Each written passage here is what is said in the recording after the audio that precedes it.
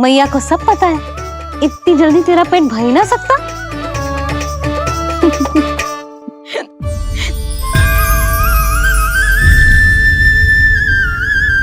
ये क्या है लल्ला? ये क्या था तेरे मुंह में, दिखा। ओहो, मैं तो भूल ही गया था कि मेरे भीतर ही तो सारी सृष्टि समाई हुई है। मैया ने उसकी झलक देख ली, अब क्या होगा? क्या हुआ यशोदा? सुनो जी, हमारे लल्ला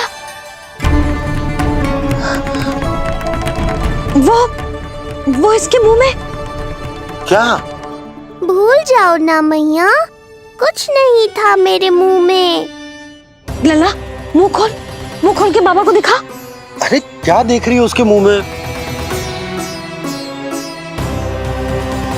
अवश्य ही मेरा दृष्टि भ्रम होगा, किंतु ऐसा भ्रम। अरे बताओ ना यशोदा, या फिर मुहूर्त शीघ्र ना बताने की बात का प्रतिशोध ले रही हो तुम? ना ऐसी बात ना है। तो फिर बताओ ना क्या बात है? हा? मैंने लल्ला के मुंह में कुछ देखो। क्या देखो? अब फंस गया मैं। मैया बाबा को सब कुछ बता देंगी और राय का पहाड़ बन जाएगा। फिर कैसे संभालूंगा इन दोनों को? ऐसे लगो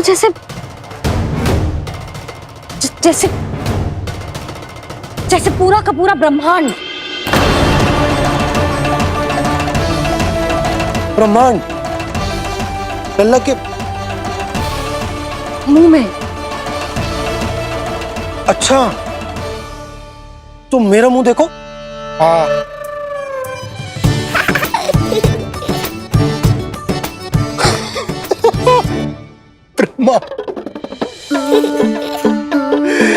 यशोदा, मुझे पता था आप मेरा उपहास उड़ाओगे। अरे नहीं, तुम देखो तो सही।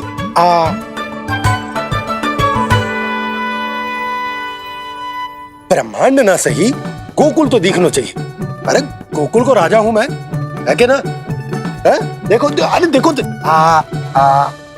धन्यवाद बाबा, आपने इस बात को गंभीरता से नहीं लिया, इसलिए अब मैया भी नहीं लेंगी। आज तो बचा लिया आपने। आज के बाद ना आपको कुछ बताऊंगी ही ना। आप जाओ, नामकरण उत्सव की तैयारी करो। और हाँ, इस बार भी उत्सव छोटा ही करना है, जो तो मत ही बोलना आप। हाँ। अब इसे कैसे समझाऊं कि हम कोई भी उत्सव बड़ा ना कर सकते। व्यर्थ ही कंस की दृष्टि पड़ जाएगी हम पर।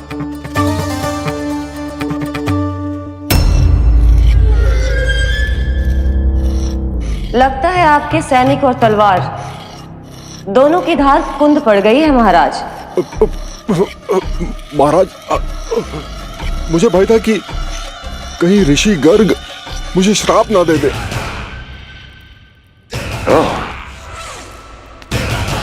तो श्राप से भयभीत हो गए दुर्जन, किंतु कंस तो कोई श्राप नहीं देता, सीधा मृत्यु देता है। ऐसा न करे महाराज, दया करे, दया निदान। यदि मैं उनकी इच्छा के विरुद्ध भीतर जाने की कोशिश करता तो जितनी सूचना मुझे मिली है उतनी भी नहीं ला पाता। तब आपको कैसे पता चलता महाराज कि आपकी बहन और बहनोई मात्र अपनी मृत संतानों के श्राद्ध के लिए वहां नहीं गए थे?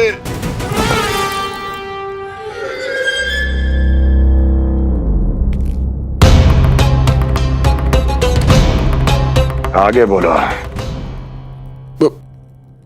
पूरी तरह तो नहीं सुन पाया महाराज, किंतु मैंने स्वयं अपने नेत्रों से देखा है महाराज। राजकुमारी देवकी ने ऋषि गर्ग के हाथ में कुछ दिया था। ये सत्य है महाराज, और ऋषि गर्ग ने उन दोनों को वचन भी दिया था। सही समय की प्रतीक्षा कीजिए राजन, आपके दोनों कार्य पूर्ण होंगे। महाराज, मैं आपका सबसे विश्वसनीय सेवक हूं। आपके हर आदेश का पालन करना मेरा अधिकार है और मैंने अपने अधिकारों का पालन किया भी है महाराज। किंतु फिर भी यदि मेरी ओर से कोई भूल हुई हो, मुझे क्षमा करे दयानिदान, मुझे क्षमा करे। इसका अर्थ है कि उत्कच सही कह रहा था। वो दोनों अवश्य ही कोई ना कोई षड्यंत्र रच रहे हैं मेरे विरुद्ध। समय आ गया है, अब मुझे किसी ऐसे की खोज करनी होगी जो उतना ही शक्तिशाली हो जितनी की मेरी ये तलवार।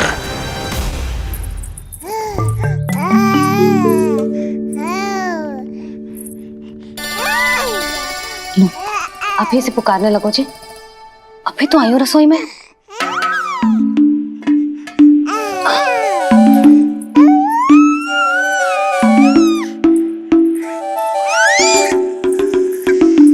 शीघ्र ही तुझे भी अपने बाबा का हाथ बटाना पड़ेगा, समझ रहे हो ना?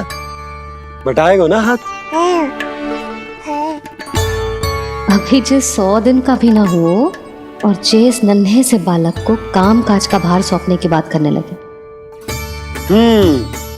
काम का नाम सुनते ही मुख से स्वर ना निकल रहे तेरे। अभी तो बड़ा ऊ कर रहा था। बता, हाथ बटाएगो के ना? अरे बता ना।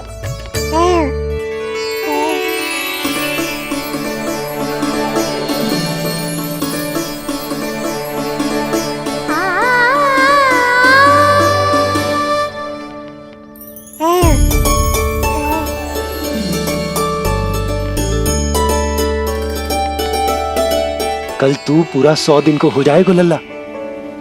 पंडित जी आएंगे, तुझे नया नाम मिलेगा।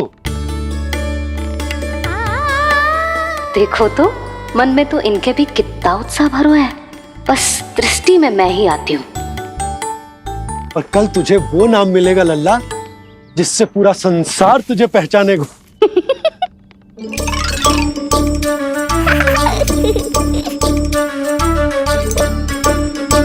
अब लल्ला, कितना कार्य शेष है और तूने मुझे बातों में लगा लियो। मुझे क्यों फंसा रहे हो बाबा? छुपाने की कोई आवश्यकता ना है। जितनी उत्साहित मैं हूँ उतने ही उत्साहित आप भी हो इसके नामकरण को लेके, पता है मुझे। लल्ला के नामकरण पे उसके बाबा उत्साहित ना होंगे? बिल्कुल होंगे, इसीलिए तो कह रही हूँ अपना उत्साह बांटो अपने लल्ला के साथ। मैं अभी आई। अच्छा, ऐसे तो तुम लल्ला को छोड़ के कहीं ना जाती। अभी कहाँ चली? रोहिणी जिज्जी के पास, और कहाँ। लल्ला और उसके दाऊ के नामकरण की तैयारी करनी है कि ना? कितने लोगों को आमंत्रित करना है, कितने प्रकार की मिठाइयां बनानी है, ढोल वाले को कितने बजे का समय देना है, ये सब सुनिश्चित करना है ना, ताकि जे उत्सव गोकुल का सबसे बड़ा उत्सव हो। अरे सूची देनी है जिज्जी को।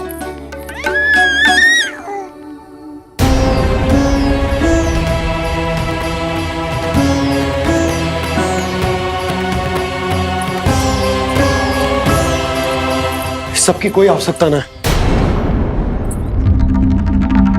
आवश्यकता ना है मतलब? कहना क्या चाहते हो आप?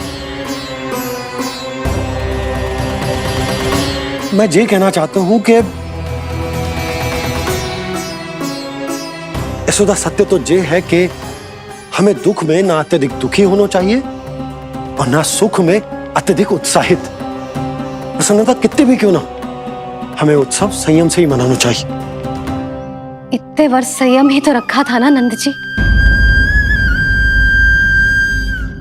ये समय संयम का ना आनंद से बावले हो जाने का है। यशोदा, हम आयोजन छोटा ही करेंगे। मैं कुछ सोच समझ कर ही तो कह रहा हूँ। पर क्यों? मुझे भी तो समझाओ। हर बात समझाने की ना होती यशोदा। अच्छा, पति पत्नी में भेद हो तो है?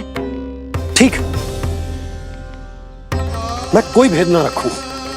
जो भी अब तक मैंने तुम्हें ना बताया है वो सब बताऊं। ओहो, क्या कर रहे हो बाबा? कंस के बारे में कुछ बता मत देना मैया को।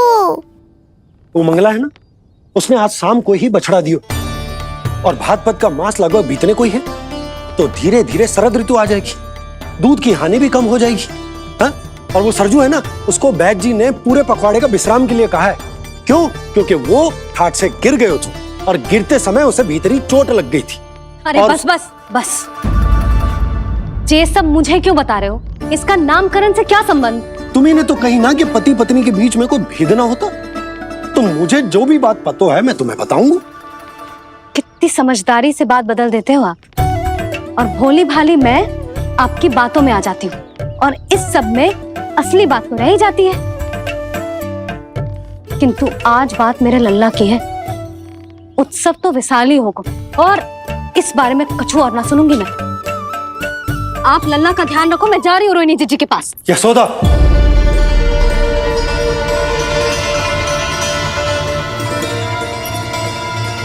बात केवल सुनने की ना होती, उसे समझना भी पड़ता है।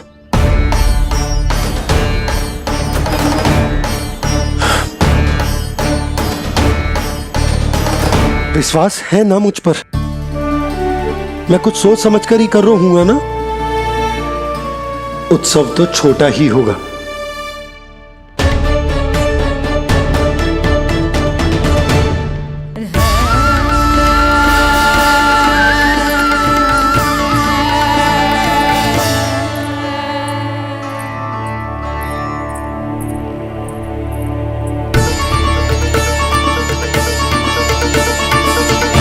क्षमा करना लल्ला, तेरी मैया को डांटना पड़ गया।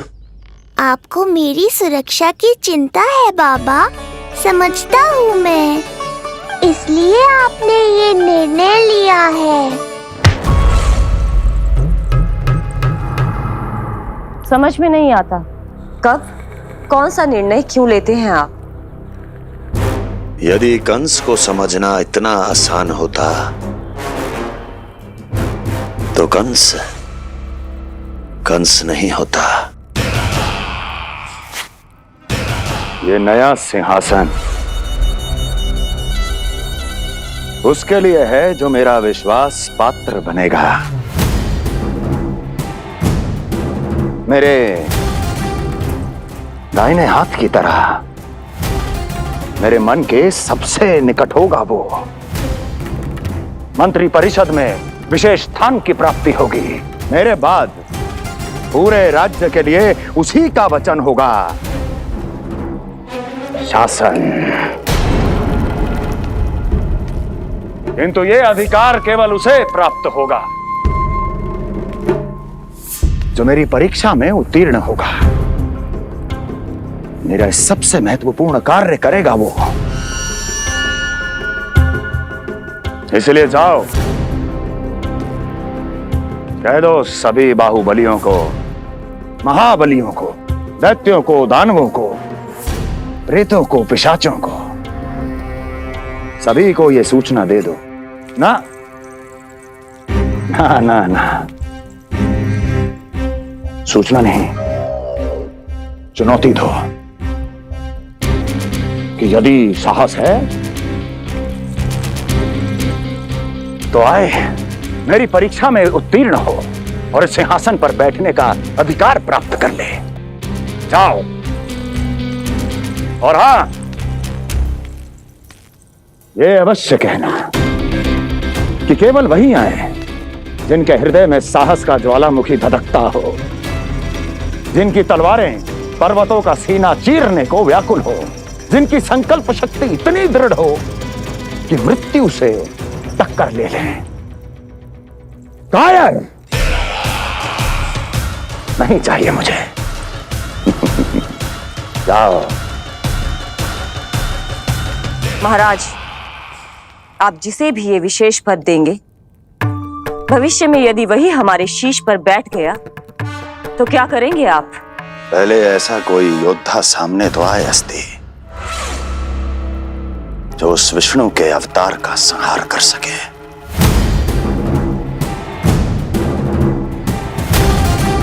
और जहां तक प्रश्न है हमारे शीश पर बैठने का, तो स्मरण रखो अस्ति, कंस को अच्छी तरह आता है ऐसे तो साहसियों को बीच दरबार में खड़ा करके अपनी उंगलियों के संकेत पर नृत्य करवाना। ता दीर्घ ता। और अपना कार्य सिद्ध होने के बाद उनके तन से उनके शीश को उतारना कंस को भली भांति आता है।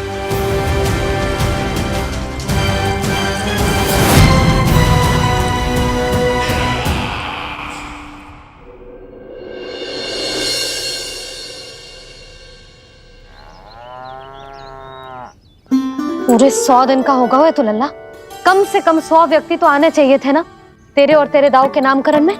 हाँ, अब तुम मुस्कुरा क्या रहो है? तू ही बता, जे भवन देख के लग रहा है कि यहाँ कोई उत्सव है? बिना अतिथियों के कैसा उत्सव और कैसा आनंद, तू ही बता। और मैं करूं भी तो क्या? पता है लल्ला, मुझे तो लग रहा है तेरे बाबा ना कंजूस होगा है। नहीं तो भला और क्या समस्या हो सकती है उन्हें बड़े आयोजन से? अरे गोकुल के राजा का लल्ला है तू, राजकुमार। यदि तेरा आयोजन बड़ा ना होगो तो भला किसका होगो?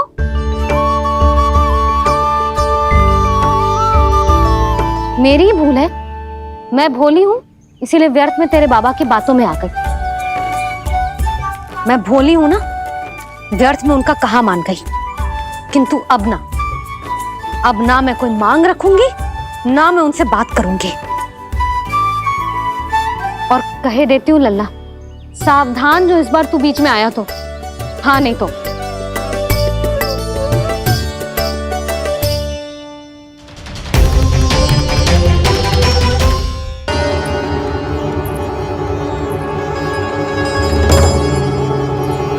क्या होगा?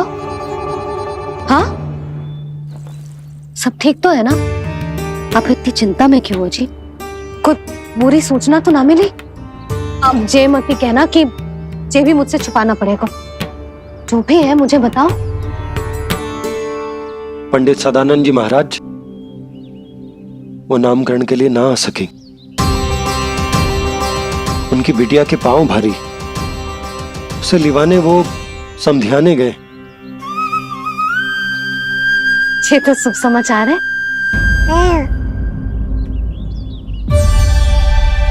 किंतु मेरे लल्ला का नामकरण अब वो सही मुहूर्त पे कैसे होगा?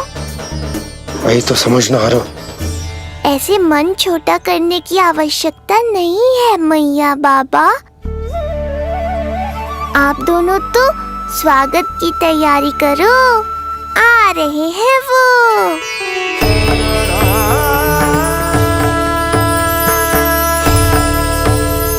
लो, आ गए वो जिनकी मुझे प्रतीक्षा थी। आप दोनों व्यर्थ ही चिंता कर रहे थे।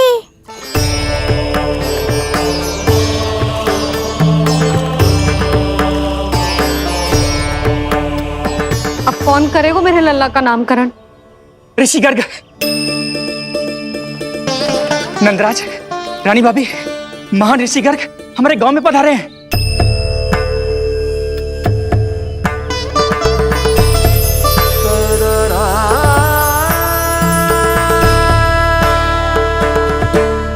ऋषि गर्ग गोकुल में? हाँ नंदराज, और कह रहे थे उन्हें यादव राज वासुदेव जी ने भेजो है रानी जी के पास। अरे तो तुम लोग खड़े खड़े क्या देख रहे हो? जाओ उनके सत्कार की तैयारी करो। जी यशोदा, उनके स्वागत की तैयारी करो। सुनो जी, वो तो यादवों के कुलगुरु है ना, रोहिणी जीजी के यहाँ आए हैं, हमारे यहाँ आएंगे। आप देखती जाओ मैया, वो सीधे हमारे घर ही आएंगे।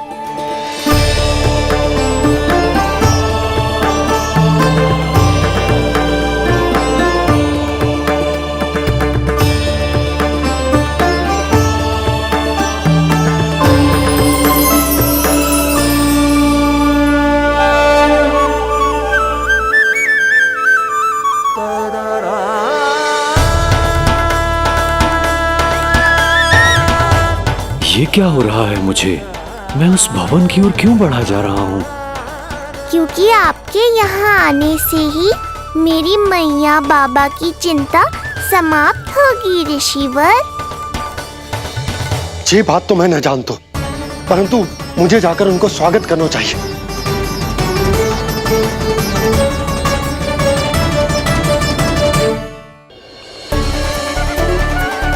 गुरुदेव, कल्याण हो। भगवान श्री नारायण के महान भक्त आज हमारे गांव में पधारे। हमारा जीवन सफल है गयो आज। वो भवन आपका है नंदराज?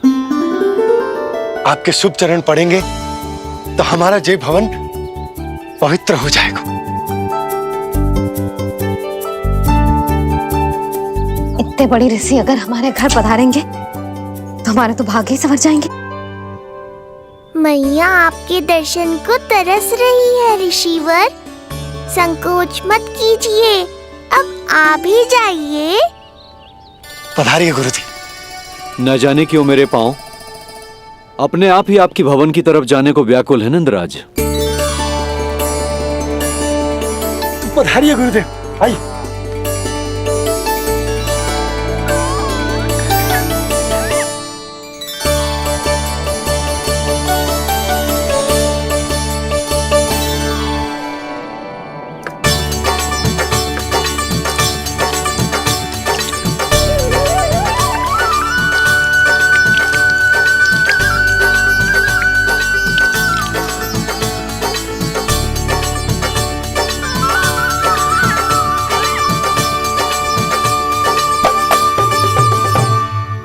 कल्याण हो।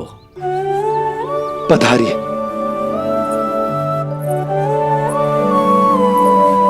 आया तो था मैं रानी रोहिणी के भवन में, पर पता नहीं कैसे यहाँ खींचा चला आया।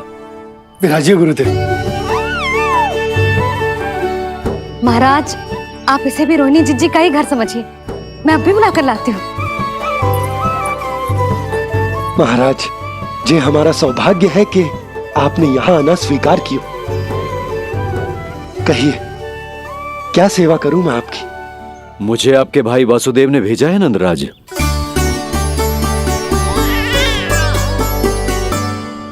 प्रणाम गुरुदेव। स्वामी जी ने आपसे इतनी दूर आने का आग्रह किया है। अवश्य ही कोई बड़ा कारण होगा। कारण तो है, आपके पुत्र का नामकरण करने आया हूं मैं यहाँ।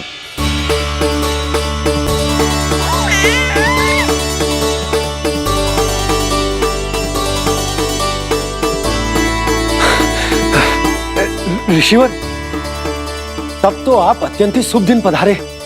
आज का ही मुहूर्त निकलो है भाभी के लल्ला और हमारे लल्ला के नामकरण के लिए। हम तो पंडित जी गांव से बाहर हैं, इसीलिए आप। अब तो आप यहाँ आ गए हो, आप हमारे भी लल्ला का नामकरण कर दो ना। पुत्री, ये क्या कह रही हो तुम?